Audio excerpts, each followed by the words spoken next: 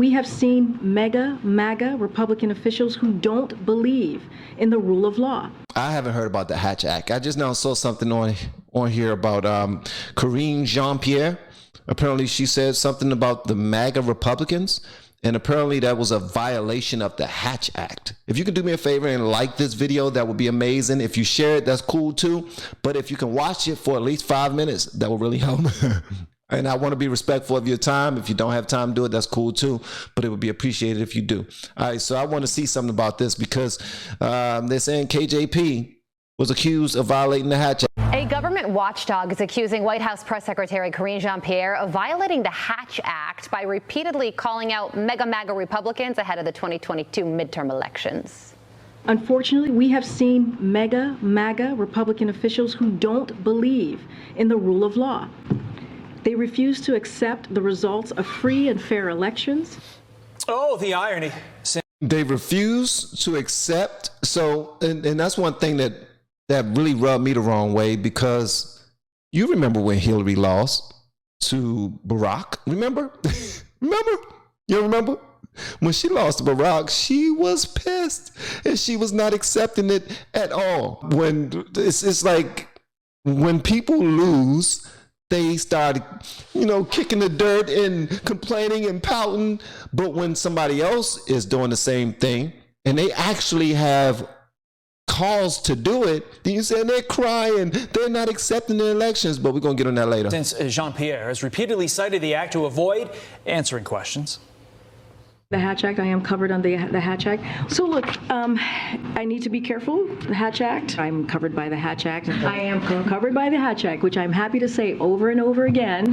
All right, so the Hatch Act, she continues to read the Hatch Act, and apparently that is a federal law passed in 1939, and it limits certain political activities of federal employees as well as some state, DC, and local government employees who work in connection with federally funded programs.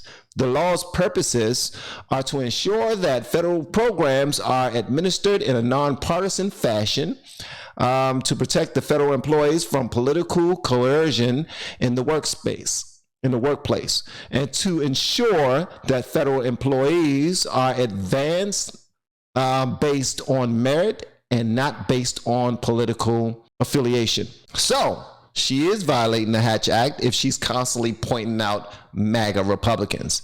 If she represents the federal government, she represents the mouthpiece of the President of the United States.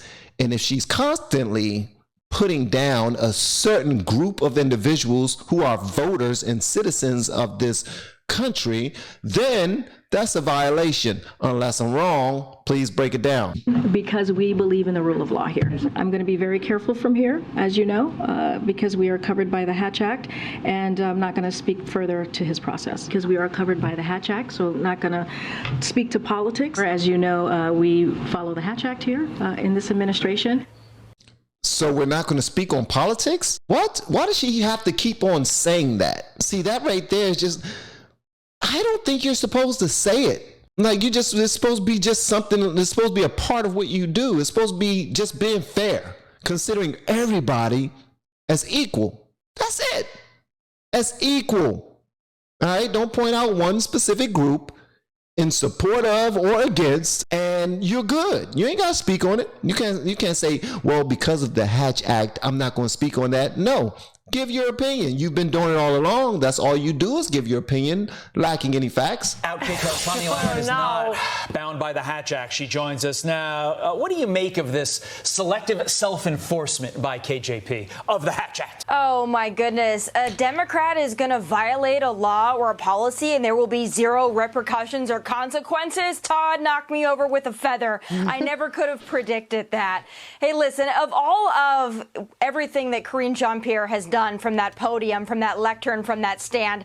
You know, this probably is smaller in comparison to some of the other things she's committed from standing there. But I'll also tell you this, going back to this mega Republican thing, this is them trying to make fetch happen. Anybody that's seen Mean Girls, they repeatedly say the mega Republicans, like this is some sort of an insult. But what they don't understand is that most Republicans, most conservatives are very proud to be Make America Great Again Republicans and conservatives. So, Karine Jean-Pierre, not only did you violate the Hatch Act, but you did it in a way that was meant to insult us, but it really didn't. So, better luck next time. It was also, it was meant to insult you, but it was also put out there as a dog whistle, because everybody who listened to her and subscribed to her ideology, who believed that MSNBC and CNN, and I'm telling you from personal experience of someone who used to get my information just from CNN and MSNBC, and I thought anything that came from Fox or the right period was wrong.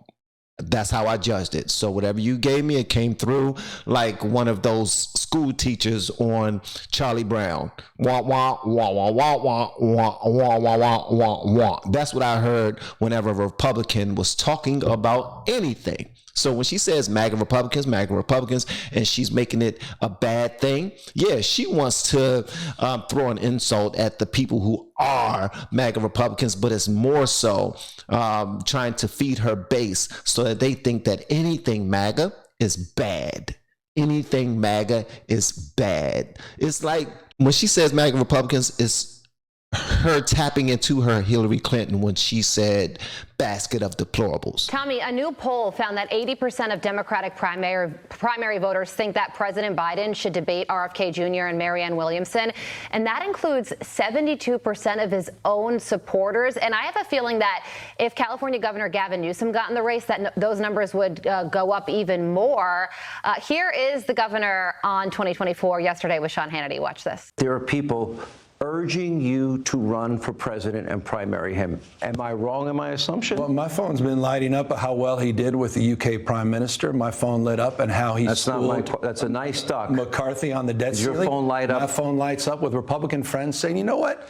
Despite all of the rhetoric, maybe he's done a little bit better job than some. But that wasn't my question. So what do you think, Tommy? Is he going to run? So what was he trying to say? What exactly was he trying to say? Was he taking that opportunity to talk about how great of a job Biden was doing? What was he trying to say? I have no doubt in my mind that he's going to run. And there are several things that lead me to believe that. First of all, touring around red states, trying to convince those people in those red states, a lot that have actually fled from California, that he is the greatest governor in America, which we know is not true. But also, if you look at his constant jabs at Ron DeSantis and other red state governors, but particularly Ron DeSantis on social media, that's another indication. And then also, I love Sean Hannity. I love Fox News, but there would be no reason for Gavin Newsom to sit down in front of our audience unless he wanted to convince our audience that he is a possible contender for that White House. So, folks, I have got to reiterate this as clearly as I can. I believe Gavin Newsom is going to run in 2024. I don't believe he's going to take on Joe Biden. I believe he is going to be the Democrat nominee. I believe the DNC, the Democrat Party, is going to install him in that position. There is no doubt in my mind. And Americans, I know that it's easy to underestimate this guy because California is such a mess, but I can't be more clear about this. Do not underestimate Gavin Newsom. If you watched him last night with Sean Hannity, you know that he is slick, he is charismatic, and he lies, but he lies with conviction. He lies, but he lies with conviction. That's not good.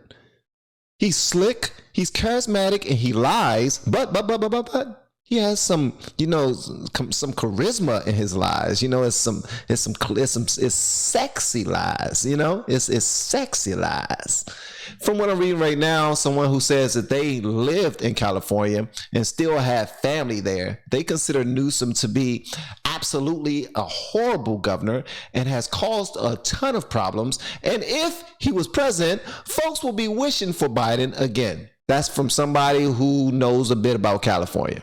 And that's something that is very dangerous for American voters who are unfamiliar with his policies in California. So be warned, I believe he's going to be the Democrat nominee.